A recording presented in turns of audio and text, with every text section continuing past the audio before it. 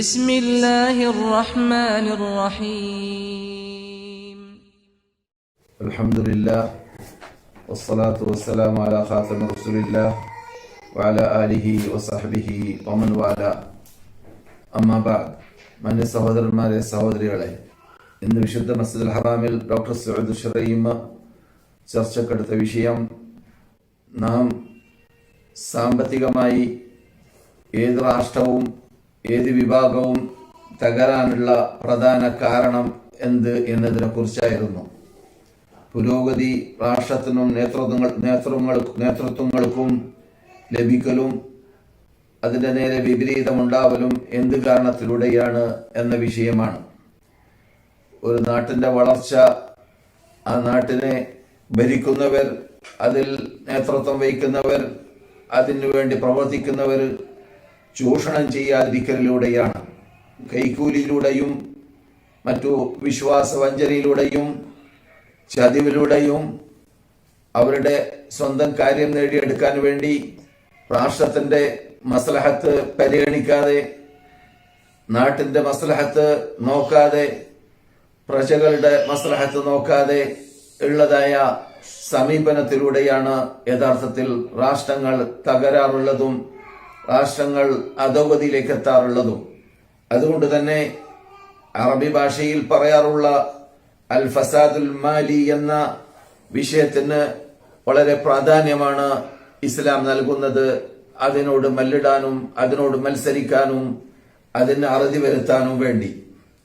അൽ ഫസാദുൽ മാലി എന്ന് പറഞ്ഞാൽ അതുപോലെ വലീദാരി, സാമ്പത്തികമായിട്ട് ഉണ്ടാകുന്നതായ ഫസാദ് അഥവാ ഞാൻ നേരത്തെ സൂചിപ്പിച്ച ചൂഷണങ്ങളും വശീകരണങ്ങളും വഞ്ചനകളും ചതിവുകളും കൈക്കൂലികളുമെല്ലാം യഥാർത്ഥത്തിൽ അത് പ്രവർത്തനം ആരംഭിച്ചാൽ, ആ ക്രൂരകൃത്യം ആരംഭിച്ചാൽ മിക്ക നേതാക്കളും, മിക്ക കാശുള്ളവരും, മിക്ക കച്ചവടക്കാരും ബിസിനസ്സുകാരും എല്ലാം അതിൽ അവർക്ക് ജശ ഉണ്ടാകും. അഥവാ പൂതി, ഇനിയും കിട്ടണം, ഇനിയും ലഭിക്കണം, ഇനിയും അങ്ങനെ ചെയ്തുകൊണ്ടേ ഇരിക്കണം എന്നതായിരിക്കും അവർക്ക് പൂതി ഉണ്ടാവുക. നേരെ മറിച്ച് അവര് ആ രൂപത്തിലുള്ള നീക്കത്തിലൂടെ അവരുടെ നാട് തകർന്നുണ്ടായിരിക്കും. അല്ലെങ്കിൽ അവരുടെ ഇദാറ ഓഫീസുകളും അവരുടെ ഭരണകൂടവും തകർന്നുണ്ടായിരിക്കും. അപ്രകാരം തന്നെ പ്രജകൾക്ക് പ്രയാസമുണ്ടാകുന്നുണ്ടാകും. എന്നീ കാര്യങ്ങളൊന്നും അവർക്ക് കൂട്ടാക്കാൻ അത് അവരെ പ്രേരിപ്പിക്കുന്നതല്ല. കാരണം അവർക്ക് ലൗകാന ലിബ്നി ആദമ വാദിയാൻ മിൻ ദഹബിൻ ലബ്തഗാ വാദിയൻ സാലിസ എന്ന് റസൂലുള്ളാഹി സ്വല്ലല്ലാഹു അലൈഹി വസല്ലം പറഞ്ഞതുപോലെ, ആദമിന്റെ സന്തതികൾക്ക് ദുനിയാവിൽ നിന്നിട്ട് 2 താഴ്വര ഉണ്ടാവുകയാണെങ്കിൽ മൂന്നാമത്തെ താഴ്വരയും കൂടി എനിക്ക് ലഭിച്ചാൽ തിരക്കേടില്ലായിരുന്നേനെ എന്ന് കൊതിക്കലായിരിക്കും. ആദമിന്റെ പള്ള മണ്ണിലൂടെയല്ലാതെ നിറയുന്നതല്ല, മെരിക്കലല്ലാതെ അതിന് വേറെ വഴിയില്ല. മരണം വരേക്കും ഈ അത്യാഗ്രഹം അവരിൽ ഉണ്ടായിക്കൊണ്ടേയിരിക്കും. ഈ രൂപത്തിലുള്ള ഫസാദ്, അതിന് അറുതി വരുത്തൽ, അത് നമ്മുടെ വളർച്ചക്കും നമ്മുടെ പുരോഗതിക്കും അനിവാര്യമാണ് എന്നതിനെ കുറിച്ചായിരുന്നു ഇന്ന് മക്ക ഇമാമ് ചർച്ച ചെയ്തത്. മനുഷ്യന്മാരുടെ സ്വഭാവം, അവന്റെ പെരുമാറ്റം, അവന്റെ ജീവിത രീതി എല്ലാം മാറിപ്പോകുന്നതാണ്. അവൻ ചൂഷണത്തിലൂടെയും കൈക്കൂലിയിലൂടെയും വിശ്വാസവഞ്ചനയിൽ കൂടിയും ആണ് അവൻ ജനങ്ങളോട് പെരുമാറുന്നതെങ്കിലും, ആ രൂപത്തിലാണ് അവൻ അവന്റെ ജീവിതം നയിക്കുന്നതെങ്കിലും, അപ്പോൾ മനുഷ്യന്റെ ആ അഖലാഖിനുള്ള സ്വഭാവത്തിനുള്ളതായ ഫസാദിന് തന്നെ കാരണം ആണ് ഈ രൂപത്തിലുള്ളതായ ജശ എന്ന് മക്കായ്മ വിശേഷിപ്പിച്ചതായ അമിതമായ അത്യാഗ്രഹം നമ്മളിൽ സ്വത്തിനോടും സമ്പത്തിനോടും ഭൂമിയോടും ദുനിയാവിനോടും ഉണ്ടാവുക എന്നതും. അത് ഏത് രൂപത്തിലും സമ്പാദിച്ചാൽ വിരോധമില്ല. കാശുണ്ടാവണമെന്ന ലക്ഷ്യം മാത്രം, അത് വഞ്ചിച്ചിട്ടാവട്ടെ, ചതിച്ചിട്ടാവട്ടെ, കളവ് പറഞ്ഞിട്ടാവട്ടെ, കട്ടിട്ടാവട്ടെ, എങ്ങനെയായിരുന്നാലും വിരോധമില്ല എന്ന തത്വം. എന്നാൽ ഇത് പൊതുജനങ്ങളിൽ അത് മഹാ അപകടം ഉണ്ടാക്കി തീർക്കുന്നതാണ് മനുഷ്യ സമൂഹത്തിൽ. അതേ സമയത്ത് അത് നേതൃത്വങ്ങളിലാകുമ്പോൾ, അത് നേതൃത്വം വഹിക്കുന്നവരിലാകുമ്പോൾ അതിന്റെ അപകടം രാഷ്ട്രീയ തലത്തിലായി മാറുകയും ചെയ്യും. നാട് തകരാൻ അത് കാരണമായി തീരുകയും ചെയ്യും എന്നർത്ഥം. അതുകൊണ്ട് തന്നെ റസൂലുള്ളാഹി സ്വല്ലല്ലാഹു അലൈഹി വസല്ലം മർഫൂആയ ഹദീസിൽ ഉസ്മാൻ ഇബ്നു അഫ്ഫാൻ റസൂലിനെ തൊട്ട് റിപ്പോർട്ട് ചെയ്യുന്ന ഹദീസിൽ കാണാം, ഇന്നല്ലാഹ യസ്അ ബിസുൽത്താനി മാ ലാ യസ്അ ബിൽ ഖുർആൻ. ഖുർആൻ കൊണ്ട് സാധിക്കാത്ത രൂപത്തിൽ സുൽത്താനിലൂടെ എന്ന് പറഞ്ഞാൽ ദഅവത്ത് എത്ര നടത്തിയാൽ, പ്രബോധനം എത്ര നടത്തിയാൽ സാധിക്കാത്ത രൂപത്തിൽ, ഖുർആൻ എത്ര ഓതി കളിപ്പിച്ചാൽ സാധിക്കാത്ത രൂപത്തിൽ സുൽത്താനിലൂടെ സാധിക്കും, ശക്തിയിലൂടെ സാധിക്കും. അപ്പോൾ ശക്തി പ്രയോഗിക്കേണ്ടി വരും ഇങ്ങനെയുള്ള സന്ദർഭങ്ങളിൽ.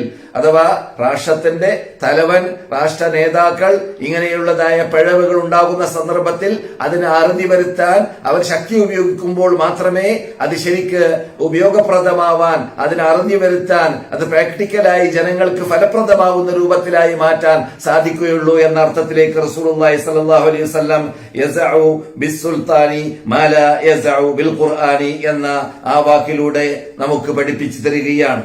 وحشر لسليمان جنوده من الجن والإنس والطير فهم يوزعون എന്ന ആയത്ത് മക്ക ഇമാം ഈ സന്ദർഭത്തിൽ സാന്ദർഭോചിതമായിട്ട് അദ്ദേഹം ഓതുകയുണ്ടായി. സുലൈമാൻ നബി അലൈഹി ഇസ്ലാമിന്റെ ഭരണകൂടം, അദ്ദേഹം ഭരിച്ച ഭരണം വളരെ ലോകത്തിൽ ആർക്കും ലഭിക്കാത്ത രൂപത്തിൽ ഉണ്ടായിരുന്നതായ ഒരു മഹാഭരണകൂടമായിരുന്നു.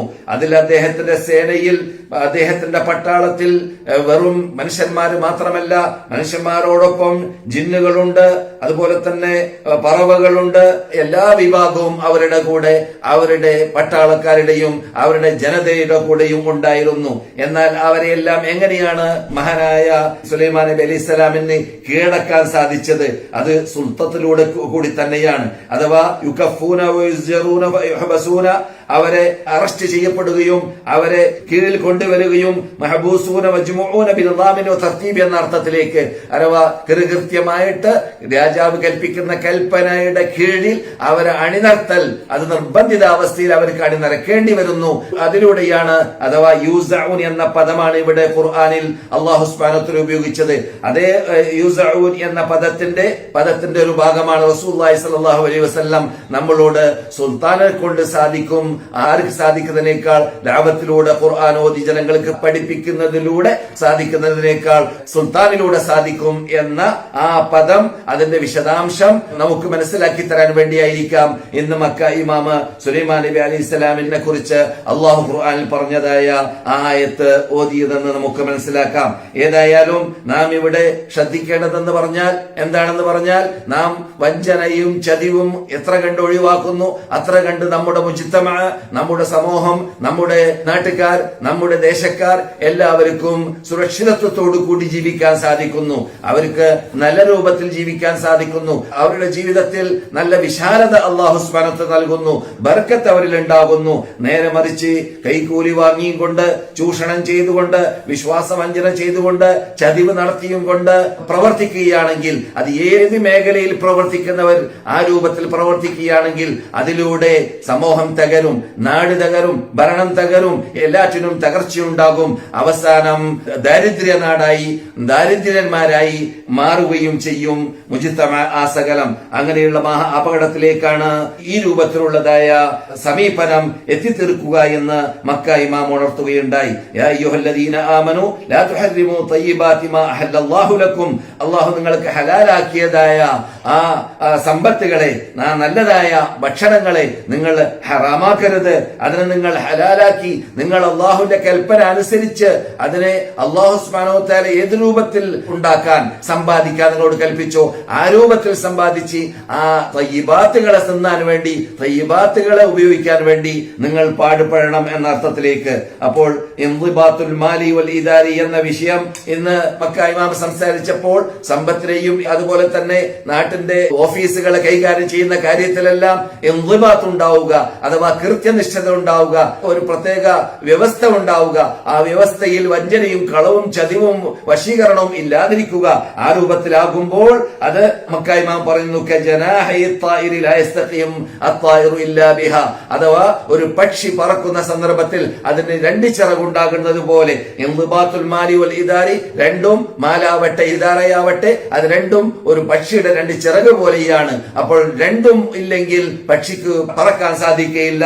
എന്നതുപോലെ ഒരു രാഷ്ട്രത്തിന്റെ നിലനിൽപ്പ്, ഒരു നാട്ടിന്റെ നിലനിൽപ്പ്, ഒരു സമൂഹത്തിന്റെ നിലനിൽപ്പ് അവർ സാമ്പത്തികമായി നല്ല ക്ലിയറായ രൂപം കൈക്കൊള്ളേണ്ടതും അതുപോലെ തന്നെ അവരെ ഭരിക്കുന്ന വിഭാഗം അവർക്ക് നൽകുന്ന ഇദാറയിൽ, ഓഫീസ് സിസ്റ്റമിൽ അതിലെല്ലാം അവര് നല്ല രൂപം കൈക്കൊള്ളുകയും വഞ്ചനയെ ദൂരപ്പെടുത്തുകയും ചതിവിനെ ദൂരപ്പെടുത്തുകയും ചെയ്തിരിക്കണം എന്ന് മക്ക ഇമാം ഉണർത്തുകയുണ്ടായി. അതെ, ഇത് വളരെ സ്പഷ്ടമായി വ്യക്തമായി ഇസ്ലാമിക ഭരണകൂടം നടത്താൻ തീരുമാനിച്ച, നടത്തിക്കൊണ്ടിരിക്കുന്ന സൗദി അറേബ്യ പോലത്തതായ ഭരണകൂടത്തിൽ ഇവിടെയുള്ളതായ ഈ ഫസാദുൽ മാലിയെ അറുതി വരുത്താൻ വേണ്ടി ഇന്ന് മക്ക ഇമാമ് സൂചിപ്പിച്ചതായ, ആഹ്വാനം ചെയ്തതായ ഉപദേശങ്ങളിൽ ചിലത് മാത്രമായിരുന്നു. ഇത് നമുക്കും നമ്മുടെ നാടുകളിലും നമ്മുടെ ദേശങ്ങളിലും നമ്മുടെ പരിസരത്തിലും നമ്മുടെ ജീവിതത്തിലും അത് നടപ്പാക്കാൻ പറ്റുന്ന ഭാഗം തന്നെയാണ്. കാരണം ഇത് ഇസ്ലാമിൽ യഥാർത്ഥത്തിൽ ഒരാള് കൈക്കൂലി വാങ്ങുക, കൈക്കൂലി കൊടുക്കുക, അതിന് മധ്യസ്ഥനായി മാറുക, ഈ വിഭാഗത്തിനെയെല്ലാം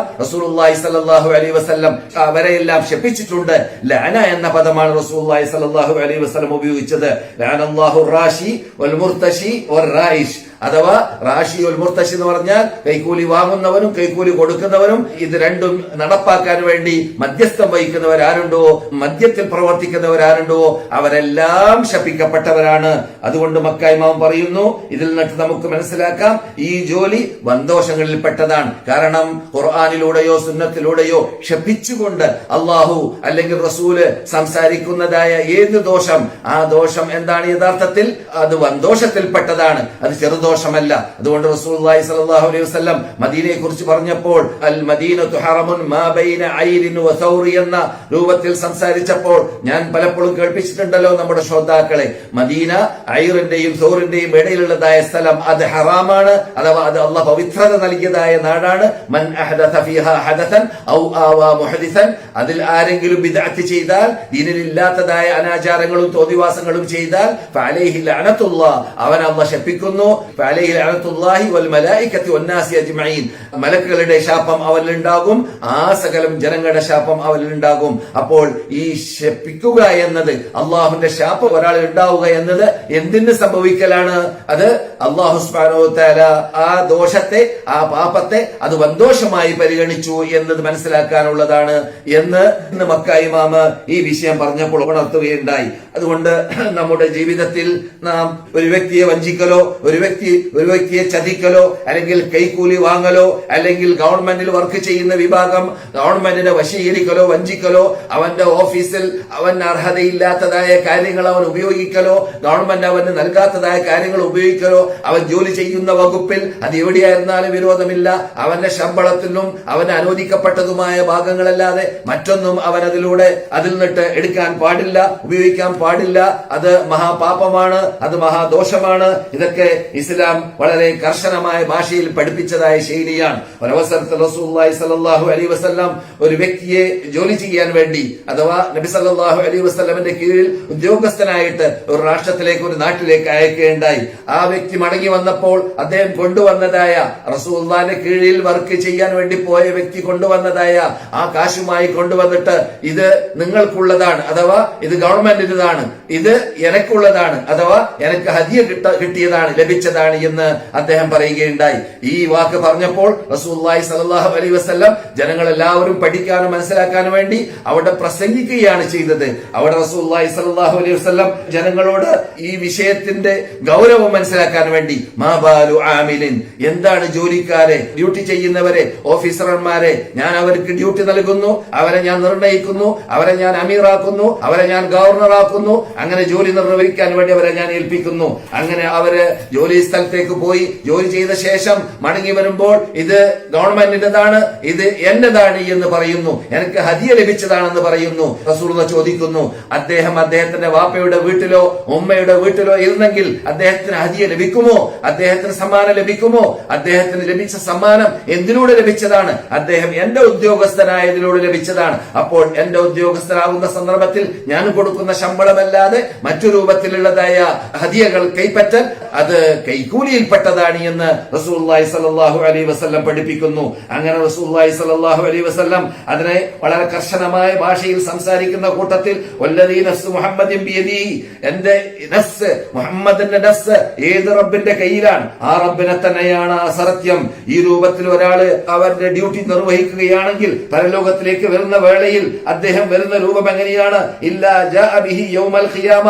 അവൻ കൈക്കൂലിയായി വാങ്ങിയതായ ആ കാശ്, അത് ആടാവട്ടെ, അത് ഒട്ടകമാവട്ടെ, അത് പശുവാവട്ടെ, അല്ലെങ്കിൽ എന്താണ് അവന് കിട്ടിയത്, ആ സമ്മാനം, അത് പരലോകത്തിലേക്ക് വരുമ്പോൾ അത് അതിന്റേതാകുന്ന ശബ്ദം ശബ്ദിച്ചുകൊണ്ട് അവന്റെ പെരടിയിൽ കെട്ടപ്പെട്ടുകൊണ്ട് പരലോകത്തിൽ ഹാജരാക്കപ്പെടും. ബുഖാരിയും മുസ്ലിമും റിപ്പോർട്ട് ചെയ്യുന്ന ഹദീസാണ് നിങ്ങൾ കേൾക്കുന്നത്. അവിടെ പരലോകത്തിലേക്ക് വരുമ്പോൾ ഈ വഞ്ചനയും ചതിവും നടത്തിയതായ ആ സംഖ്യ, ആ കാശ്, അത് എന്താണ് അവൻ ചെയ്തത്, അത് അങ്ങനെ തന്നെ അവന്റെ പെരടിയിൽ തൂക്കപ്പെട്ടുകൊണ്ട് പരലോകത്തിലേക്ക് വരും. റസൂൽ പറയുകയാണ്, അവൻ ഒട്ടകത്തെയാണ് ഹദിയ വാങ്ങിയതെങ്കിൽ ആ ഒട്ടകം അതിന്റെ ശബ്ദം ശബ്ദിച്ചുകൊണ്ട്, പശു അതിന്റെ ശബ്ദം ശബ്ദിച്ചുകൊണ്ട്, ആട് അതിന്റെ ശബ്ദം ശബ്ദിച്ചുകൊണ്ട്, ഇവിടെയെല്ലാം നീട്ടി വലിച്ച് സംസാരിച്ച് അറബി സാഹിത്യ ശൈലിയൊക്കെ പറയേണ്ട ഒരു രൂപമാണ്, പറയേണ്ടതായ മേഖലയാണ്. നമ്മുടെ ടൈം സഹായിക്കുന്നില്ല. റസൂലുള്ളാഹി സ്വല്ലല്ലാഹു അലൈഹി വസല്ലം ഇവിടെ അറബി ഭാഷയുടെ പ്രത്യേകതയിൽപ്പെട്ടതാണ്.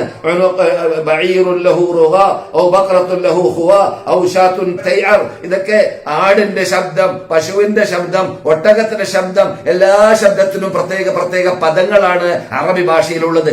ആ പദങ്ങൾ തന്നെ ഉപയോഗിച്ചുകൊണ്ടാണ് സാഹിത്യത്തിൽ ഉത്തുംഗത്തിലേക്ക് എത്തിയതായ പദപ്രയോഗത്തിൽ കൂടി സംസാരിക്കുന്നതായ നമ്മുടെ അനുശേദ്യ നേതാവായ നബിയുന മുഹമ്മദ് റസൂലുള്ളാഹി സ്വല്ലല്ലാഹു അലൈഹി വസല്ലം ഈ പ്രസംഗം പ്രസംഗിക്കുന്നതും ഈ വിവരം നമുക്ക് എത്തിക്കുന്നതും പിന്നെ അവരുടെ രണ്ട് കൈയും പൊക്കുകയുണ്ടായി. സഹാബാക്കൾ പറയുന്നു, കൈ പൊക്കിയപ്പോൾ ഞാൻ പറഞ്ഞു, ഈ ഹദീസ് ബുഖാരിയിലാണ് മുസ്ലിമിലാണ്. നിങ്ങൾ കേൾക്കുന്ന ലഫ്ദ് മുസ്ലിമിലാണ്. റസൂലുള്ളാഹി കൈ പൊക്കിയപ്പോൾ റസൂലുള്ളാഹി സ്വല്ലല്ലാഹു അലൈഹി വസല്ലമിന്റെ തൊക്കിന്റെ താഴെയുള്ളതായ വെളുപ്പ് വരെ ഞങ്ങൾ കാണുകയുണ്ടായി. എന്നിട്ട് പറയുകയാണ്, ഇതാ എത്തിച്ചു തന്നു ഞാൻ, എത്തിച്ചു തന്നു ഞാൻ, എത്തിച്ചു തന്നു ഞാൻ. നിങ്ങൾ ആരെങ്കിലും വഞ്ചന ചതിവ് നടത്തി കഴിഞ്ഞാൽ നിങ്ങളുടെ ഡ്യൂട്ടിയിൽ നിങ്ങൾ ഉദ്യോഗം ചെയ്യുന്നതായ മേഖലകളിൽ അവിടെ നിങ്ങൾക്ക് കിട്ടുന്നതായ ശമ്പളമല്ലാതെ നിങ്ങൾ ചെയ്യുന്ന ജോലി കാരണത്താൽ ലഭിക്കുന്നതായ ഏത് രൂപത്തിലുള്ള കാശ്, അത് എല്ലാണ്, അത് ചതിവാണ്, അത് വഞ്ചനയാണ്, അത് കൈക്കൂലിയിൽപ്പെട്ടതാണ്. അതൊരിക്കലും അരുത്, വാങ്ങരുത്, തിന്നരുത്, ഹറാമാണ്, നരകത്തിലേക്ക് തെളിക്കുന്ന ഭാഗമാണ് എന്ന് നബിയുനാ മുഹമ്മദ് റസൂലുള്ളാഹി സ്വല്ലല്ലാഹു അലൈഹി വസല്ലം വളരെ കർശനമായ ശൈലിയിൽ സംസാരിക്കുകയുണ്ടായി. അതുകൊണ്ട് നിങ്ങൾ എന്നിട്ട് ഒരാളെ ഞാൻ ഉദ്യോഗസ്ഥനായി നിർണയിച്ചു കഴിഞ്ഞാൽ അദ്ദേഹത്തിന് ഞാനൊരു ശമ്പളം കൊടുക്കുകയാണെങ്കിൽ ആ ശമ്പളം അവൻ പറ്റുക എന്നതല്ലാതെ അദ്ദേഹം അതിൽ കൂടുതലായിട്ട് വല്ലതും അവൻ മറ്റുള്ളവരിൽ നിന്നിട്ട് ഈ ജോലിയുടെ പേരിൽ, ഈ ഉദ്യോഗത്തിന്റെ പേരിൽ കൈപ്പറ്റുകയാണെങ്കിൽ അത് ഗുലൂലാണ്, അത് ചതിവാണ് എന്ന് റസൂലുള്ളാഹി സ്വല്ലല്ലാഹു അലൈഹി വസല്ലം പറയുകയും എന്നിട്ട് ആയത്ത് ഓതുകയും ചെയ്തു, വമാ കാന ലിനബിയ്യിൻ അൻ യഗുല്ല വമൻ യഗ്ലുൽ യഅതി ബിമാ ഗല്ല യൗമൽ ഖിയാമ. ഒരു നബിക്കും ഒരു ദൂതർക്കും ഗല്ല് ചെയ്യുക അഥവാ ഈ രൂപത്തിൽ ചതിവ് നടത്തുക എന്നത് ഒരിക്കലും പാടുള്ളതേ അല്ല. ആരെങ്കിലും അങ്ങനെ വഞ്ചനയും ചതിവും ചെയ്താൽ അതുമായി പരലോകത്തിൽ അല്ലാഹുവിന്റെ അടുക്കൽ ഹാജരാകുമെന്ന് റബ്ബുൽ ഇസ്സത്തി ജല്ല ജലാലുഹു ഖുർആനിൽ പറഞ്ഞതായ ആയത്തും മക്ക ഇമാമ് ഇന്ന് ഈ വിഷയം പറഞ്ഞപ്പോൾ റസൂലുള്ളാഹി സ്വല്ലല്ലാഹു അലൈഹി വസല്ലം നമുക്ക് പഠിപ്പിച്ചതായ ആ പ്രസംഗത്തിനെ വളരെ ഗൗരവത്തോടു കൂടി സംസാരിച്ചതായ ശൈലിയിൽ കേൾക്കാൻ സാധിക്കും. അത് നമ്മുടെ ജീവിതത്തിൽ നാം പകർത്തേണ്ടതായ ഭാഗം, നാമും ജോലി ചെയ്യുന്ന സന്ദർഭത്തിൽ നാം ജോലിന്റെ പേരിൽ കൈപ്പറ്റുന്നതായ കാശിന്റെ പുറമെ ആ ജോലി കാരണത്താൽ വേറെ രൂപത്തിൽ നാം വഞ്ചനയും ചതിവും കൈക്കൂലിയും വാങ്ങുക എന്നത് നമ്മുടെ നാട്ടിലൊക്കെ നാം കേൾക്കാറുണ്ട്, ലോകത്തിൽ ആസകലം കേൾക്കാറുണ്ട്. ചില നേതാക്കളെ സ്ഥാനഭ്രഷ്ടനാക്കാൻ കാരണം അദ്ദേഹം ഗവൺമെന്റിനെ വഞ്ചിച്ചു എന്നത് കാരണത്താലാണ്, ഗവൺമെന്റിനെ ചതിച്ചു എന്ന കാരണത്താലാണ്, അദ്ദേഹം വശീകരിച്ചു, അദ്ദേഹം കൈക്കൂലി വാങ്ങി എന്ന കാരണത്താലാണ്. ഇതൊക്കെ ലോകവ്യാപകമായതായ തെറ്റുകളാണ്. പക്ഷേ ഈ ലോകവ്യാപകമായ തെറ്റുകളിലൂടെ എന്ത് സംഭവിക്കുന്നു? ജനങ്ങളിലുള്ള വിശ്വാസം കുറയുന്നു, വിശ്വാസം നഷ്ടപ്പെടുന്നു എന്ന് മാത്രമല്ല ഇങ്ങനെ ചെയ്യുന്ന വിഭാഗത്തിന്റെ സ്വഭാവം മാറുന്നു. അദ്ദേഹത്തിന്റെ സ്വഭാവ രീതി മുമ്പ് നല്ല സ്വഭാവക്കാരനാണെങ്കിൽ വഞ്ചിക്കുവാനും ചതിക്കാനും ആരംഭിച്ചു കഴിഞ്ഞാൽ പിന്നെ അവൻ മരവിച്ച സ്വഭാവക്കാരനായി മാറുന്നു. നല്ല സ്വഭാവത്തോടു കൂടി അവന് പെരുമാറാൻ അറിയുകയില്ല. കാരണം ജനങ്ങളെ ചതിച്ചിട്ടും ജനങ്ങളെ വഞ്ചിച്ചിട്ടും ജനങ്ങൾ നിട്ട് കട്ടിട്ടും ജനങ്ങളുടെ കൈക്കൂലി വാങ്ങിയിട്ടും തന്നെ ജീവിച്ചത് കൊണ്ട് അവന് തെറ്റുകളൊക്കെ ഒരു തെറ്റായി തോന്നുന്നതല്ല, എല്ലാം അവന് ഹലാലാണ്. അവന്റെ പോക്കറ്റിൽ പണിയുണ്ടാവണം, കാശുണ്ടാവണം എന്നതല്ലാതെ ഏത് രൂപത്തിൽ വന്നു കാശ്, ഏത് രൂപത്തിൽ സമ്പാദിച്ചു എന്നതറിയേണ്ട ആവശ്യമില്ലാത്ത രൂപത്തിലേക്ക്, നിന്യ രൂപത്തിലേക്ക്, നികർഷ രൂപത്തിലേക്ക് അവന്റെ ജീവിതം, അവന്റെ സ്വഭാവ ശൈലി എത്തുന്നു, ആയി മാറുന്നു എന്നതാണ് യാഥാർത്ഥ്യം. ഇവിടുന്നൊക്കെ രക്ഷപ്പെടണം സത്യവിശ്വാസി എന്നതാണ് മക്ക ഇമാമ് സൂചിപ്പിച്ചത്.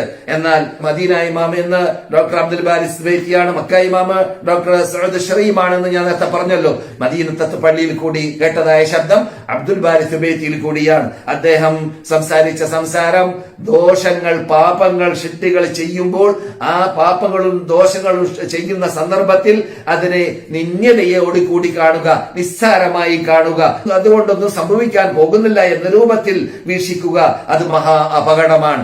ഏത് സമയത്തും ദോഷങ്ങൾ ചെറുതാവട്ടെ വലുതാവട്ടെ വന്നു പോകുമ്പോൾ കുറ്റബോധമുണ്ടാവണം. കുറ്റബോധമുണ്ടാകുമ്പോഴാണ് അവന് വീര്യമുണ്ടാകുന്നതും തൗബ ചെയ്യണമെന്ന് പ്രേരണ ഉണ്ടാകുന്നതും. അതേ സന്ദർഭത്തിൽ പ്രശ്നമില്ല, സാരമില്ല, ഒരു പാട്ടല്ലേ, ഒരു മ്യൂസിക് അല്ലേ, അല്ലെങ്കിൽ അതൊരു ഒരു വിഭിചാരമല്ലേ, ഒരു കളവല്ലേ, ഒരു വഞ്ചനയല്ലേ, ഒരു ചതിവല്ലേ എന്നൊക്കെ പറഞ്ഞുകൊണ്ട് ഒരു നിസ്സാര രൂപത്തിലുള്ളതായ വീക്ഷണം അല്ലെങ്കിൽ കാണുക, അവഗണന ശൈലിയിൽ കാണുക, അത് മഹാ അപകടത്തിലേക്കാണ് മനുഷ്യനെ ചെന്ന് ചേർക്കുക എന്ന വിഷയം ചർച്ച ചെയ്തുകൊണ്ടായിരുന്നു മദീന ഇമാം ഡോക്ടർ അബ്ദുൽ ബാരി സുബൈത്തി ഇന്ന് റസൂലുള്ളാഹി സ്വല്ലല്ലാഹു അലൈഹി വസല്ലമിന്റെ മിമ്പർ ഉണ്ടായിരുന്ന സ്ഥലത്ത് ഉള്ള മിമ്പറിൽ പ്രസംഗിച്ചു കൊണ്ടിരിക്കുന്ന സന്ദർഭത്തിൽ സംസാരിച്ചത്. ഖുൽ യാ ഇബാദിയല്ലദീന അസ്റഫു അലാ അൻഫുസിഹിം ലാ തഖ്നതു മിർ റഹ്മത്തില്ലാഹി എന്ന ആയത്ത് ഓതിയും കൊണ്ടാണ് അദ്ദേഹം ഈ വിഷയങ്ങൾ ചർച്ച ചെയ്തത്.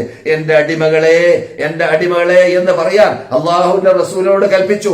അല്ലാഹു പറയുകയാണ്, യാ ഇബാദിയല്ലദീന അസ്റഫു അലാ അൻഫുസിഹിം, ഈ സ്വശരീരത്തിൽ അക്രമം പ്രവർത്തിച്ച, അനീതി കാട്ടിയ, തെറ്റ് ചെയ്തതായ എന്റെ അടിമകളെ ലാ തഖ്നതു മിർ റഹ്മത്തില്ലാഹ്, അല്ലാഹുവിന്റെ അനുഗ്രഹത്തിൽ നിങ്ങൾ ആശ മുറിഞ്ഞു പോകരുത്, നിരാശപ്പെട്ടു പോകരുത്. ഇന്നല്ലാഹ യഗ്ഫിറു ദുനൂബ ജമീഅ, അല്ലാഹു നിങ്ങളുടെ സർവ്വ പാപങ്ങളെ പുറത്തു തരുന്നതാണ്. ഇന്നഹു ഹുവൽ ഗഫൂറുർ റഹീം, അങ്ങേയറ്റം മാഫി ചെയ്യുന്ന ആളാണ് റബ്ബുൽ ഇസ്സത്തി ജല്ല ജലാലുഹു എന്ന ആയത്ത് ഓതിയും കൊണ്ടാണ് ഇന്ന് മദീന ഇമാമ ഇസ്തിഹാനത്തുൽ മആസി സുലൂക്കും മദ്മൂം എന്ന് പറഞ്ഞുകൊണ്ട് സംസാരിക്കാൻ ആരംഭിച്ചത്.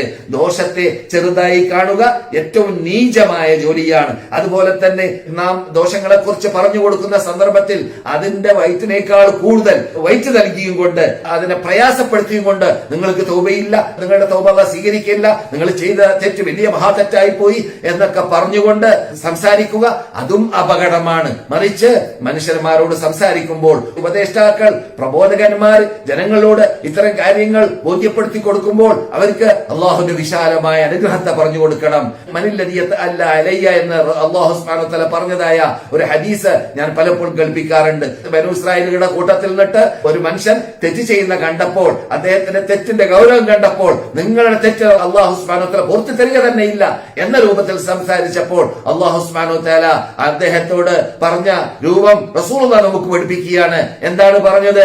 അള്ളാഹു ആ വ്യക്തി ആ വാക്ക് പറഞ്ഞതുകൊണ്ട് എന്റെ അധികാരത്തിൽ അവൻ കൈ കടത്താനോ, അവനെ അഥവാ അങ്ങനെയുള്ള വാക്ക് പറഞ്ഞവനെ അള്ളാഹു സുബ്ഹാനഹു വ തആല നരകത്തിൽ കടത്താൻ തീരുമാനിക്കുകയും മറ്റേ വ്യക്തിക്ക് അള്ളാഹു പുറത്തു കൊടുക്കാൻ വേണ്ടി തീരുമാനിക്കുകയും ചെയ്തു എന്ന ഹദീസ് ഇവിടെ സ്മരണീയമാണ്. ചുരുക്കത്തിൽ പറഞ്ഞു വരുന്നത്, ദോഷങ്ങൾ, പാപങ്ങൾ വന്നു പോകുന്ന സന്ദർഭത്തിൽ ആ പാപങ്ങളിൽ നിന്നിട്ട്, ദോഷങ്ങളിൽ നിന്നിട്ട് മോചിക്കാനുള്ള മാർഗങ്ങൾ ഖുർആൻ വിശദീകരിച്ച, സുന്നത്ത് വിശദീകരിച്ച ഭാഗങ്ങൾ ജനങ്ങൾക്ക് പറഞ്ഞു കൊടുത്തുകൊണ്ട് ജനങ്ങളെ തൗബയിലേക്ക്, പശ്ചാത്താപത്തിലേക്ക്, അള്ളാഹുലേക്ക് മടങ്ങലിലേക്ക് പ്രേരിപ്പിക്കുക എന്നതാണ് പ്രബോധകന്മാർ കാട്ടേണ്ടത്, പ്രബോധകന്മാർ ചെയ്യേണ്ടത്. അതുപോലെ തന്നെ മനുഷ്യൻ അവന്റെ തെറ്റ് സമ്മതിക്കുക.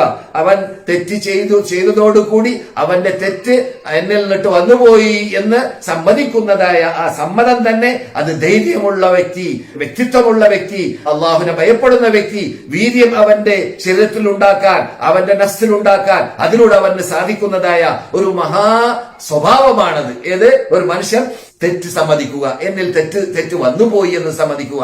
എന്നാൽ ആ തെറ്റ് ചെയ്തു കഴിഞ്ഞാൽ ആ തെറ്റിൽ നിന്ന് ഒളിച്ചു കളിക്കാനും ആ തെറ്റിൽ നിന്നിട്ട് രക്ഷപ്പെടാനും കളവുകളും ഇല്ലാത്തതും പറഞ്ഞുകൊണ്ട് അതിൽ നിന്നിട്ട് കൈമാറാൻ വേണ്ടി പാടുപെടുക, അത് യഥാർത്ഥത്തിൽ അവന്റെ വില കുറക്കുന്നതും നില കുറക്കുന്നതുമായ കാര്യമാണ്. അതേസമയത്ത് തെറ്റ് ചെയ്തു പോയാൽ തെറ്റ് സമ്മതിക്കുക അത് നല്ല സ്വഭാവമാണ്.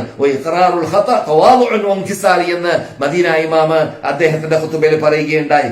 തെറ്റ് സമ്മതിക്കുക എന്നത് അവന്റെ വിനയത്തിന്റെയും അവന്റെ താഴ്മയുടെയും സ്വഭാവത്തിന്റെ ഒരു ഭാഗമാണ്. അതുകൊണ്ട് പരലോകത്തിലേക്ക് എത്തിക്കഴിഞ്ഞാൽ നാം ഇവിടെ തെറ്റ് ചെയ്യുന്നതായ വേളയിൽ ആ തെറ്റിനെ തെറ്റായി കാണുകയും എന്നിട്ട് അള്ളാഹുവിന്റെ കൽപ്പനകൾ, റസൂലുള്ളാഹിന്റെ കൽപ്പനകൾ, അത്തരം കാര്യങ്ങളെ കുറിച്ച് കേൾക്കുന്ന സന്ദർഭത്തിൽ ഉൾക്കൊണ്ട് കേട്ടിട്ട് അതിൽ നിന്നിട്ട് മുക്തരാവാൻ വേണ്ടി പാടുകൊണ്ടുവിടുകയും ചെയ്യുന്ന സന്ദർഭത്തിൽ അള്ളാഹുവിന്റെ നല്ല നോട്ടം നമ്മളിൽ ഉണ്ടാകുന്നതാണ്. അള്ളാഹു നമുക്ക് തൗഫീഖ് നൽകുന്നതാണ്. അതിന്റെ നേരെ വിപരീതമാണ് സംഭവിക്കുന്നതെങ്കിൽ പരലോകത്തിൽ സംഭവിക്കാൻ പോകുന്ന നരകത്തിൽ വെന്തുരുകുന്ന സന്ദർഭത്തിൽ നരകപ്പുള്ളികൾ പറയുന്ന വാക്കിനെ കുറിച്ച് അല്ലാഹു സുബ്ഹാനഹു വ തആല ഖുർആനിൽ പറഞ്ഞ ഭാഗത്തെ മദീന ഇമാം ഇമാം ഉണർത്തുകയുണ്ടായി. വഖാലു ലൗ കുന്നാ നസ്മഉ ഔ നഅഖിലു മാ കുന്നാ ഫി അസ്ഹാബിസ് സഈർ.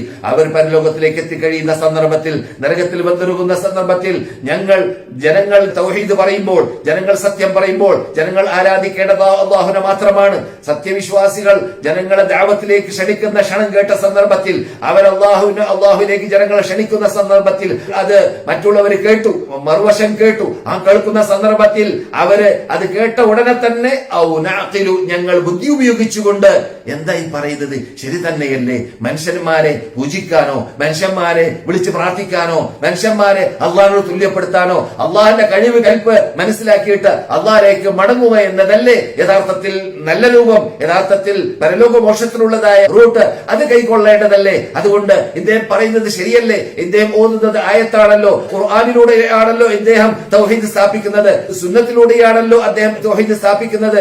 അതിനെയാണല്ലോ നാം അംഗീകരിക്കേണ്ടത്. നാം എന്തിനാണ് ദേഹയിച്ചയുടെ ബേക്കിൽ ആണ് നടക്കുന്നു? നാം എന്തിനാണ് ബഹുഭൂരിപക്ഷത്തിന്റെ ബേക്കിൽ നടക്കുന്നു? നാം എന്തിനാണ് നാട്ടിലുള്ളതായ ആചാരങ്ങൾക്ക് വേണ്ടി കൂട്ടുനിൽക്കുന്നു? അതൊക്കെ നാം ഒഴിവാക്കുക, അല്പം ബുദ്ധി ഉപയോഗിക്കുക, എന്നിട്ട് സത്യം ഉൾക്കൊള്ളാൻ വേണ്ടി തീരുമാനിക്കുക എന്ന രൂപത്തിൽ വഖാലു, അവർ പറയുന്നതാണ് നരകത്തിൽ വന്നിരുന്ന സമയത്തിൽ, എന്ത് ലൗ കുന്നാ നസ്മഉ ഔ നഅഖിലു മാ കുന്നാ ഫി അസ്ഹാബിസ് സഈർ. ഈ സഈർ എന്ന നരകത്തിൽ വന്നിരുകേണ്ട ഗതികേട് നമുക്ക് വരികയില്ലായിരുന്നേനെ. പണ്ട് സത്യം കേട്ട സന്ദർഭത്തിൽ, പ്രബോധകന്മാർ തൗഹീദിന്റെ പ്രസംഗിക്കുന്ന സന്ദർഭത്തിൽ അത് കേട്ടപ്പോൾ അതിനെക്കുറിച്ച് ഒന്ന് ചിന്തിച്ചിട്ട്, അല്പം ആലോചിച്ചിട്ട്, അയാൾ പറയുന്നത് ശരിയോ തെറ്റോ എന്ന് ചിന്തിക്കാൻ ടൈം എടുത്തിട്ട് എന്നിട്ട് സത്യത്തിലേക്ക് മടങ്ങിയിരുന്നുവെങ്കിൽ ഞങ്ങൾ ഈ അപകടത്തിൽ പെട്ടുപോകുകയില്ലായിരുന്നേ എന്ന് പറഞ്ഞുകൊണ്ട് പരലോകത്തിൽ ഖേദിക്കുന്ന ആ ഖേദത്തെ കുറിച്ച് ഖുർആൻ പറയുന്ന ശൈലിയുണ്ട്. അള്ളാഹു പറയുന്നു ഫഅതറഫൂ അവര് അവരുടെ തെറ്റിനെ പരലോകത്തിൽ വെച്ചിട്ട് സമ്മതിക്കും. നരകത്തിൽ വന്നുരുകുന്നതായ ആ കുറ്റം സമ്മതിക്കേണ്ട സന്ദർഭമല്ലാത്ത സന്ദർഭത്തിൽ കുറ്റം സമ്മതിക്കാൻ വേണ്ടി നീട്ടിവെച്ച വിഭാഗം അവരാണ് നഷ്ടത്തിലും നാശത്തിലും പെട്ടുപോയവരെന്ന് അല്ലാഹു സുബ്ഹാനഹു വ തആല പറയുന്നു. അപ്പോൾ നാശത്തിലും നഷ്ടത്തിലും പെട്ടുപോകുന്നതിന് മുമ്പായി ഈ കുറ്റം സമ്മതിക്കേണ്ട കാലഘട്ടമാകുന്ന ദുനിയാവിൽ വെച്ചിട്ട് കുറ്റം സമ്മതിച്ചുകൊണ്ട് സത്യത്തിലേക്ക് മടങ്ങാനുള്ള തീരുമാനത്തിലേക്ക് നാം എത്തണം എന്നതാണ് മദീന ഇമാമ് എന്ന് ലോക മുസ്ലിങ്ങളോട് ആഹ്വാനം ചെയ്തത്. അതെ, യഥാർത്ഥത്തിൽ മുത്തഖി എന്ന് പറഞ്ഞാൽ, തഖ്വ എന്ന് പറഞ്ഞാൽ അത് തന്നെയാണ് ദോഷത്തിൽ നിട്ട് മുക്തരാവാൻ വേണ്ടി പാടുപെടുക, അതിൽ പെട്ടുപോകുന്നതിന് മുമ്പ്. അതാണ് തഖ്വ. ശ്രദ്ധിക്കുക, മദീന ഇമാമ് ഉണർത്തുന്ന ഒരു പ്രധാന പോയിന്റാണ് എന്ത്, ഈ തഖ്വ എന്നൊക്കെ പറഞ്ഞാൽ, ഒരാൾ മുത്തഖി എന്ന് പറഞ്ഞാൽ കുറെ പാപങ്ങൾ കൂമ്പാരമായി കൂട്ടിവെച്ചിട്ട് അവസാനം പാശ്ചാത്തപിക്കാമെന്ന വ്യാമോഹത്തോടുകൂടി തെറ്റുകൾ ചെയ്തുകൊണ്ടേയിരുന്ന് അവസാനം തൗബ ചെയ്യാമെന്ന വ്യാമോഹം മുമ്പിൽ വെച്ചുകൊണ്ട് ആ രൂപത്തിലുള്ള രീതി അത് തഖ്വയല്ല. തഖ്വ എന്ന് പറഞ്ഞാൽ തെറ്റ് വരുന്നതിന് മുമ്പ് തെറ്റിൽ നിട്ട് മുക്തരാവാൻ വേണ്ടി പാടുപെടുക. അതാണ് മുത്തഖി എന്ന് പറഞ്ഞാൽ സൂക്ഷ്മത പാലിക്കുക. അഥവാ കല്ലുകളും മുള്ളുകളും കുപ്പിക്കഷ്ണങ്ങളും മലിന വസ്തുക്കളും മുമ്പിലുണ്ടെങ്കിൽ നാം നമ്മുടെ വസ്ത്രത്തെ പൊക്കും. അതെന്തിനു വേണ്ടിയാണ് പൊക്കുന്നത്? നമ്മുടെ ശരീരത്തിൽ തട്ടിപ്പോകാതിരിക്കാൻ, വസ്ത്രത്തിൽ തട്ടിപ്പോകാതിരിക്കാൻ മലിനങ്ങൾ എന്നതുപോലെ തഖ്വ എന്ന് പറഞ്ഞാൽ നാം നരകത്തിൽ വീണുപോകാൻ കാരണമായി തീരുന്നതായ തെറ്റുകൾ നമ്മുടെ മുമ്പിൽ വരുമ്പോൾ അതിൽ നിട്ട് കലയെ കൂട്ടി മുക്തരാവുക, അതിന് വേണ്ടിയുള്ള മാധ്യമങ്ങൾ കണ്ടെത്തുക. ഇന്നല്ലദീന തഖൗ ഇദാ മസ്സഹും ത്വായിഫുൻ മിനശ് ശൈത്താനി തദക്കറു ഫഇദാ ഹും മുബ്സിറൂൻ എന്ന ആയത്ത് ഇവിടെ മദീന ഇമാം ഓതുകയുണ്ടായി. ഇന്നല്ലദീന തഖൗ, ആരാണ് സത്യവിശ്വാസികൾ, ആരാണ് മുത്തഖീങ്ങൾ? ഇദാ മസ്സഹും ത്വായിഫുൻ മിനശ് ശൈത്താൻ, പൈശാചിക ശല്യത്തിൽ കൂടി പൈശാചിന്റെ വഹി വരികയാണ്, ആ തെറ്റ് ചെയ്തു, ആ കള്ളു കുടിച്ചോ, ആ തോന്നിവാസം ചെയ്തോ എന്നീ വഹികൾ, പൈശാചിക വഹി വരുന്ന സന്ദർഭത്തിൽ തദക്കറു, അവര് ചിന്തിക്കുന്നു, അവരെന്ത് ചെയ്യുന്നു? ചിന്തിക്കുന്നു. എന്നിട്ട് ആ തോന്നിവാസങ്ങൾ നട്ട് ഫൈദാഹും മുബ്സിറൂൻ, അവര് ശരിക്ക് ബുദ്ധി ഉപയോഗിച്ചുകൊണ്ട് അതിൽ നിട്ട് മുക്തരാവാൻ വേണ്ടി അവര് പാടുപെടുകയും ചെയ്യുന്നു. അതാണ് മുത്തഖി. ഇതാണ് മുത്തഖീങ്ങൾ. മുത്തഖീങ്ങൾ എന്ന് പറഞ്ഞാൽ തെറ്റ് വരുന്നതിന് മുമ്പ് തന്നെ തെറ്റിൽ നിട്ട് മോചിക്കാൻ, പൈശാചിക ശല്യത്തിൽ നിട്ട് രക്ഷപ്പെടാൻ പാടുപെടുക എന്നതാണ്. അപ്പോൾ ഒരാൾ തെറ്റ് ചെയ്യുന്ന സന്ദർഭത്തിൽ അദ്ദേഹത്തിന്റെ ഹൃദയം കറുത്തിരണ്ടതായി മാറുന്നു. അല്പാൽപമായി അവസാനം ഹൃദയ കണ്ണാട ആ സകലം കറുത്തിരണ്ടതായ ഒരു പലകയായി മാറുകയും ചെയ്യുന്നു. ആ മഹാ അപകടത്തിലേക്ക് എത്തിപ്പോകാതിരിക്കാൻ വേണ്ടി മുൻകൂട്ടി കാലേ കൂട്ടി സൂക്ഷ്മത പാലിക്കുക, എന്നിട്ട് സത്യം ഉൾക്കൊണ്ടുകൊണ്ട് തെറ്റ് ചെയ്യാതിരിക്കാൻ വേണ്ടി പാടുപെടുക. അതാണ് തഖ്വ എന്ന് മദീന ഇമാം ഉണർത്തുകയുണ്ടായി. ഖുർആനിന്റെയും ഹദീസിന്റെയും തെളിവോടുകൂടി. അതെ, ദോഷങ്ങൾ എന്ത് സംഭവിക്കുന്നു? യുഫ്സിദുൽ ഖൽബ, ഹൃദയത്തെ ഫസാദാക്കുന്നു, ഹൃദയത്തെ വെടക്കാക്കുന്നു. റബ്ബ, അതുപോലെ തന്നെ റബ്ബിനെ അതിലൂടെ ദേഷ്യപ്പെടുത്തുന്നു. നാം തെറ്റ് ചെയ്യുമ്പോൾ റബ്ബിന് ദേഷ്യവും കോപവും വരുന്നു. നമ്മുടെ വഴി ഇരുളായ വഴിയായി മാറുകയും ചെയ്യുന്നു. തെറ്റുകൾ ചെയ്തുകൊണ്ട് ഇരിക്കുന്ന സന്ദർഭത്തിൽ നാം പോകുന്ന വഴി ഇരുളായ വഴിയായി മാറുന്നു. അവിടെ അള്ളാഹുവിന്റെ നൂറില്ല, അള്ളാഹുവിന്റെ നല്ല ഹിദായത്താകുന്ന പ്രകാശമില്ലാതെയായി മാറുന്നു. അതുപോലെ തന്നെ അള്ളാഹുവിന്റെ അദാബ് ഇറങ്ങാൻ അത് കാരണമായി തീരുന്നു. അള്ളാഹുവിന്റെ ശിക്ഷ ചിലപ്പോൾ ദുനിയാവിൽ നിന്നിട്ട് തന്നെ ഇറങ്ങാൻ, അവന്റെ ജീവിതമാസകലം പ്രയാസമുള്ള നഹ്സുള്ള ജീവിതമായി മാറാൻ ഈ തെറ്റുകൾ കാരണമായി തീരുന്നു. അതുപോലെ തന്നെ യംഹഖുൽ ബറക, ദോഷം ചെയ്യുമ്പോൾ ജീവിതത്തിലിട്ട് ബർക്കത്ത് അറ്റുപോകാൻ അത് കാരണമായി തീരുന്നു. അതുപോലെ തന്നെ നമ്മുടെ കാഴ്ച വടക്ക് കാഴ്ചയായി മാറാൻ, നല്ല കാഴ്ച കാണാൻ, നല്ല നോട്ടം നോക്കാൻ, നല്ല രൂപത്തിൽ വീക്ഷിക്കാൻ സാധിക്കാതെയായി മാറുകയും ചെയ്യുന്നു. അതുപോലെ തന്നെ യുശത്തിത്തുൽ ഉസ്ര, നമ്മുടെ കുടുംബം ഛിന്ന ഭിന്നമാവാൻ തെറ്റുകൾ കാരണമായി തീരുന്നു. എത്ര കള്ളുകുടിയന്മാരുടെ വീടുകൾ നാം കേൾക്കാറുണ്ട്. ആ വീട് തകരുന്നു, ഭാര്യ തലാഖ് ചെല്ലപ്പെടുന്നു, അല്ലെങ്കിൽ കുട്ടികൾ പ്രയാസപ്പെടുന്നു, ഭാര്യ പ്രയാസപ്പെടുന്നു, ആർക്കും വീട്ടിൽ സൗര്യമായി ഉറങ്ങാൻ പറ്റുന്നില്ല. ആ കള്ളുകുടിയൻ വീട്ടിലുള്ള കാരണത്താൽ ഒരു ചെറിയ ഉദാഹരണമാണ്. അതുപോലെ തെറ്റുകൾ ചെയ്യുന്ന സന്ദർഭത്തിൽ അവൻ സ്വയമല്ല വടക്കാവുക, അവന്റെ പരിസരം വടക്കാവുന്നു, അവന്റെ കുടുംബം വടക്കാവുന്നു, എല്ലാം തശ്തീത്തായി ഛിന്ന ഭിന്നമായി മാറുകയും ചെയ്യുന്നു. അള്ളാഹുവിന്റെ അദാബ് ഇറങ്ങാൻ കാരണമായി തീരുന്നു. അതെ, എന്ന് മാത്രമല്ല, നമുക്ക് ഇറങ്ങിയതായ നമ്മുടെ കൂടെയുള്ളതായ നിഅമത്ത് പോലും നഷ്ടപ്പെട്ടു പോകാൻ, ആ അള്ളാഹുവിന്റെ വിശാലമായ അനുഗ്രഹങ്ങൾ നഷ്ടപ്പെട്ടു പോകാൻ എത്ര കുടിയന്മാര് രോഗികളായി ഹോസ്പിറ്റലിൽ കിടക്കുന്ന കാണാം. എത്ര തെറ്റ് ചെയ്യുന്നവര് ആ തെറ്റിലൂടെ അവർ ചെയ്തതായ ആ തെറ്റിലൂടെ അവർ വലിയ മാരകമായ രോഗം പിടിപെട്ടവരായി നമുക്ക് കാണാം. അത് എയ്ഡ്സ് പോലത്തെ പല രോഗങ്ങൾ പ്രത്യേകമായി നാം പറയേണ്ട ആവശ്യമില്ല. ഇതെല്ലാം എന്ത് കാരണത്താലാണ്? ദുനിയാവിൽ നിന്ന് കിട്ടുന്നതായ ഈ താൽക്കാലികമായ ശിക്ഷ മാത്രമാണ് ദുനിയാവിൽ ലഭിക്കുന്നതായ ഈ പരീക്ഷണങ്ങൾ. അതേ സമയത്ത് ചെയ്തതായ തെറ്റുകൾ അള്ളാഹ് ദുനിയാവിൽ നിന്നിട്ട് പുറത്തു കൊടുത്തിട്ടില്ലെങ്കിൽ പരലോകത്തിൽ മഹാശിക്ഷ അനുഭവിക്കേണ്ടി വരും എന്നതാണ് യാഥാർത്ഥ്യം. അതെ, അപ്പോൾ ഇതൊക്കെ ഇന്ന് മദീന ഇമാമ് ഉണർത്തിയതായ പ്രധാന പോയിന്റുകളിൽ ചിലത് മാത്രമാണ്. അതുപോലെ തന്നെ നമ്മുടെ ജീവിതത്തിൽ തെറ്റുകളില്ലാത്ത രൂപത്തിൽ ജീവിക്കുന്ന ജീവിതം ജീവിക്കുമ്പോൾ നമുക്ക് എപ്പോഴും ഹൃദയത്തിന് ശാന്തിയും അതുപോലെ തന്നെ സമാധാനവും അതുപോലെ തന്നെ ഹിദായത്ത് ലഭിക്കാനുള്ള ഒരുക്കവും അതിനുള്ള തയ്യാറെടുപ്പും നമ്മളിൽ ഉണ്ടാവുന്നതും അതുപോലെ തന്നെ നമുക്ക് ഇരുളിനോട് വിടവാങ്ങാൻ സാധിക്കുന്നതും ഖുർആൻ ഓതണം, ഹദീസ് പഠിക്കണം, നല്ലത് കേൾക്കണം, നല്ലത് ചെയ്യണം, നല്ലത് പറയണം എന്നീ കാര്യങ്ങളൊക്കെ അതിനുള്ള പ്രേരണകൾ അതിലൂടെ നമുക്ക് ലഭിക്കുന്നു. അപ്പോൾ ഒരാൾ തെറ്റ് ചെയ്തു പോയാൽ തന്നെ ആ തെറ്റ് സമ്മതിച്ചുകൊണ്ട് തൗബ ചെയ്തുകൊണ്ട് പാശ്ചാത്തപിച്ചുകൊണ്ട് അള്ളാഹുലേക്ക് മടങ്ങാൻ വേണ്ടി തീരുമാനിക്കണം എന്നതാണ് തുടക്കത്തിൽ ഇമാം ഓതിയതായ ആയത്ത്. ഖുൽ യാ ഇബാദിയല്ലദീന അസ്റഫു അലാ അൻഫുസിഹിം ലാ തഖ്നതു മിർ റഹ്മത്തില്ലാ. നിങ്ങൾ എത്ര തന്നെ പാപം ചെയ്തിട്ടുണ്ടെങ്കിലും എന്റെ അടിമകളെ നിങ്ങൾ നിരാശപ്പെടരുത് അള്ളാഹുവിന്റെ വിശാലമായ അനുഗ്രഹത്തിൽ നിന്നിട്ട്. അതുകൊണ്ട് നിങ്ങൾ എന്ത് ചെയ്യണം? ലാ തഖ്നതു മിർ റഹ്മത്തില്ലാ ഇന്നല്ലാഹ യഗ്ഫിറു ദുനൂബ ജമീഅ. അള്ളാഹ് നിങ്ങളുടെ സർവ്വ പാപങ്ങളെയും നിങ്ങൾ മടങ്ങി വരികയാണെങ്കിൽ, നിങ്ങളുടെ ദോഷത്തിൽ നിന്നിട്ട് നിങ്ങൾ പരിപൂർണമായി പിൻവലിക്കുകയാണെങ്കിൽ, എന്നിട്ട് ദുഃഖവും ഖേദവും പ്രകടിപ്പിച്ചുകൊണ്ട് ആ ദോഷത്തിലേക്ക് ഇനി മടങ്ങുകയില്ല എന്ന് സമ്മതിച്ചുകൊണ്ട് നിങ്ങൾ തൗബ ചെയ്ത് അള്ളാഹിലേക്ക് മടങ്ങാൻ തീരുമാനിച്ചു കഴിഞ്ഞാൽ ഇന്നല്ലാഹ യഗ്ഫിറു ദുനൂബ ജമീഅ, സർവ്വ പാപങ്ങളെയും അള്ളാഹു പുറത്തു തരുന്നതാണ്. ഇന്നഹു ഹുവൽ ഗഫൂറുർ റഹീം, അള്ളാഹു അങ്ങേയറ്റം മാഫ് ചെയ്തു തരുന്ന ആളാണെന്ന് പറഞ്ഞുകൊണ്ട് അള്ളാഹു സംസാരിച്ച ആയത്ത്, തുടക്കത്തിൽ ഓതിയതായ ആയത്ത്, അതിന്റെ വിശദാംശങ്ങളാണ് നിങ്ങൾ ഇതുവരെ കേട്ടത്. മദീന ഇമാമിന്റെ ശബ്ദത്തിലൂടെ നാം കേട്ടതിനെ കുറിച്ച് നിങ്ങൾ ഈ പരിഭാഷയിലൂടെ കേട്ടത്. എന്നാൽ അവസാനമായിട്ട് അള്ളാഹു പറയുന്ന ശരി കേൾക്കുക. ഏറ്റവും വലിയ ഫലാഹ്, ഏറ്റവും വലിയ വിജയം അത് എന്തിലൂടെയാണ്? പാശ്ചാത്തലത്തിലൂടെ മാത്രമാണ്, തൗബയിലൂടെ മാത്രമാണ്. വതൂബൂ ഇലല്ലാഹി ജമീഅൻ അയ്യുഹൽ മുഅ്മിനൂന ലഅല്ലക്കും തുഫ്ലിഹൂൻ. അല്ലയോ സത്യവിശ്വാസികളെ, നിങ്ങൾ എല്ലാവരും അല്ലാഹുവിലേക്ക് മടങ്ങുക, നിങ്ങൾ എല്ലാവരും അല്ലാഹുവിലേക്ക് മടങ്ങുക, തൗബ ചെയ്യുക, പാശ്ചാത്തപിക്കുക. എന്തിനു വേണ്ടി? നിങ്ങൾക്ക് അള്ളാഹ് വിളിക്കുന്നത് ആരെയാണ്? സത്യവിശ്വാസികളെ, നിങ്ങൾ എല്ലാവരും അല്ലാഹുവിലേക്ക് മടങ്ങുക, അഥവാ തൗബ ചെയ്യുക, പാശ്ചാത്തപിക്കുക. എന്തിനു വേണ്ടി? ലഅല്ലക്കും തുഫ്ലിഹൂൻ, നിങ്ങൾക്ക് വിജയത്തിലേക്ക് എത്താൻ വേണ്ടി. അപ്പോൾ വിജയത്തിലേക്കുള്ള മാർഗം അത് തൗബ മാത്രമാണ്, പാശ്ചാത്താപം മാത്രമാണ്.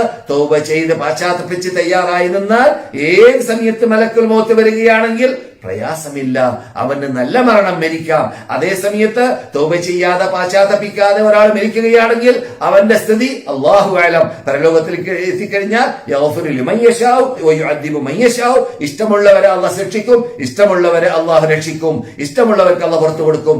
നാം ഇഷ്ടമുള്ളവരിൽ പെട്ടവരാണോ അല്ലേ എന്ന് നമുക്ക് പറയാൻ പറ്റുകയില്ല. പക്ഷെ അല്ലാഹു സുബ്ഹാനഹു വ തആല നമുക്ക് വിജയത്തോടു കൂടി സമാധാനിക്കാനുള്ളതായ നല്ല റൂട്ട് ഈ ആയത്തിലൂടെ വരഞ്ഞു തരികയാണ്. എന്താണത്? ഇവിടുന്ന് എപ്പോഴും പാശ്ചാത്തപിച്ച് തൗബ ചെയ്ത് ഇസ്തിഗ്ഫാർ വർദ്ധിപ്പിച്ച് അല്ലാഹുമായുള്ള ബന്ധം ക്ലിയർ ആക്കിക്കൊണ്ട് ജീവിക്കാൻ വേണ്ടി പാടുപെടുക.